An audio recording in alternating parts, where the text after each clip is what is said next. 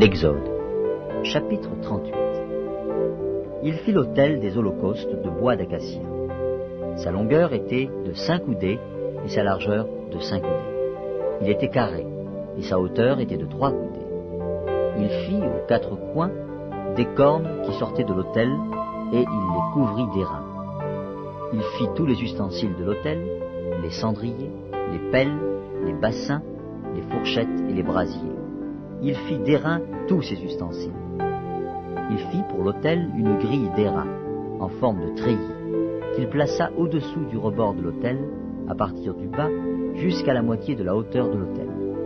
Il fondit 4 anneaux qu'il mit aux 4 coins de la grille d'airain pour recevoir les barres. Il fit les barres de bois d'acacia et les couvrit d'airain. Il passa dans les anneaux, aux côtés de l'autel, les barres qui servaient à le porter. Il le fit creux avec des planches. Il fit la cuve d'airain, avec sa base d'airain, en employant les miroirs des femmes qui s'assemblaient à l'entrée de la tente d'assignation. Il fit le parvis. Du côté du midi, il y avait, pour former le parvis, des toiles de fin lin retors, sur une longueur de 100 coudées, avec 20 colonnes posant sur 20 bases d'airain. Les crochets des colonnes et leurs tringles étaient d'argent. Du côté du nord, il y avait 100 coudées de toile, avec 20 colonnes et leurs 20 bases d'airain. Les crochets des colonnes et leurs tringles étaient d'argent. Du côté de l'Occident, il y avait 50 coudées de toile, avec 10 colonnes et leurs 10 bases. Les crochets des colonnes et leurs tringles étaient d'argent.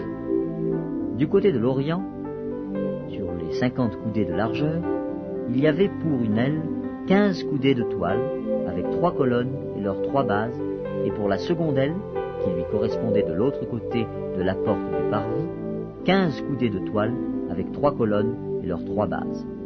Toutes les toiles formant l'enceinte du parvis étaient de fin lin retors. Les bases pour les colonnes étaient d'airain, les crochets des colonnes et leurs tringles étaient d'argent, et leurs chapiteaux étaient couverts d'argent. Toutes les colonnes du parvis étaient jointes par des tringles d'argent. Le rideau de la porte du parvis était un ouvrage de broderie en fil bleu, pourpre et cramoisi et en fin lin retors. Il avait une longueur de 20 coudées et sa hauteur était de 5 coudées, comme la largeur des toiles du parvis. Ces 4 colonnes et leurs 4 bases étaient d'airain. Les crochets et leurs tringles étaient d'argent et leurs chapiteaux étaient couverts d'argent. Tous les pieux de l'enceinte du tabernacle et du parvis étaient d'airain. Voici les comptes du tabernacle d'assignation, révisés, d'après l'ordre de Moïse, par les soins des Lévites, sous la direction d'Ithamar, fils du sacrificateur Aaron.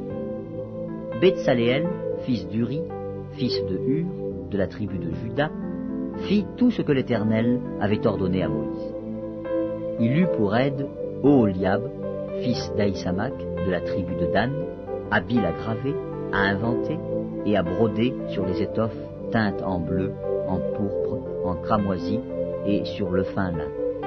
Le total de l'or employé à l'œuvre pour tous les travaux du sanctuaire, or qui fut le produit des offrandes, montait à 29 talents et 730 cycles, selon le cycle du sanctuaire. L'argent de ceux de l'assemblée, dont on fit le dénombrement, montait à 100 talents et 1775 cycles, selon le cycle du sanctuaire. C'était un demi-cycle par tête, la moitié d'un cycle, selon le cycle du sanctuaire, pour chaque homme compris dans le dénombrement, depuis l'âge de 20 ans et au-dessus, soit pour 603 550 hommes. Les 100 talents d'argent servirent à fondre les bases du sanctuaire et les bases du voile, 100 bases pour les 100 talents, 1 talent par base. Et avec les 1775 cycles, on fit les crochets et les tringles pour les colonnes et on couvrit les chapiteaux. L'airain des offrandes montait à 70 talents et 2400 cycles. On en fit les bases de l'entrée de la tente d'assignation. L'autel d'airain avec sa grille et tous les ustensiles de l'autel, les bases du parvis tout autour et les bases de la porte du parvis et tous les pieux de l'enceinte du tabernacle et du parvis. De l'enceinte